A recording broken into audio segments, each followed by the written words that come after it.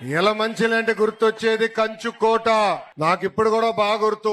యువగలం పాదయాత్ర నేను కుప్పం నియోజకవర్గంలో ప్రారంభించా.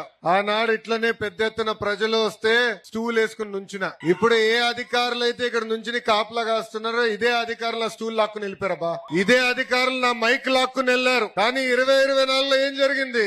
అందరు దిమ్మ తిరిగే విధంగా ప్రజా తీర్పు వచ్చింది. ఈ ప్రజా తీర్పు స్వాతంత్రం కోసం, ఈ ప్రజా తీర్పు సంక్షేమ అభివృద్ధి, 2 జోడి ఎద్దుల బండిగా నడిపించేదానికి వచ్చిన తీర్పు. భారతదేశ చరిత్రలో ఏ రాష్ట్రంలో జరిగిన విధంగా 94% సీట్లు తెలుగుదేశం, జనసేన, భారతీయ జనతా పార్టీ కైవసం చేసుకుంటాం జరిగింది. ప్రజలందరూ ఒక్కసారి ఆలోచించాలి. ఆనాడు మాట్లాడడానికి స్వేచ్ఛ ఉండేది కాదు. ఆనాడు బయటికి అడుగు పెట్టి ప్రజా ప్రతినిధులు కలిసే పరిస్థితి లేకుండా ఉండేది కాదు. ఆనాడు గొంతు విప్పి మాట్లాడితే కేసులు పెట్టారు. అంతెందుకు ఫేస్బుక్ లో అయ్యా ఇది అన్యాయం అని పోస్ట్ పెడితే జైలుకు పంపించారు. నేను ఈ రోజు మీ ముందర నుంచి ఉంటున్నా. ఆనాడు నా పైన 23 కేసులు పెట్టారు. భారతదేశంలో ఏ రాష్ట్రంలో హోంమంత్రి గారి పైన 23 కేసులు ఉండదు. కానీ అదే మన హోంమంత్రి అనిత గారి పైన ఆనాడు ప్రభుత్వం 23 కేసులు పెట్టారు. అనిత గారు ఆనాడు ఒక దళిత మహిళని చంపేశారని పులివందలకి వెళ్తే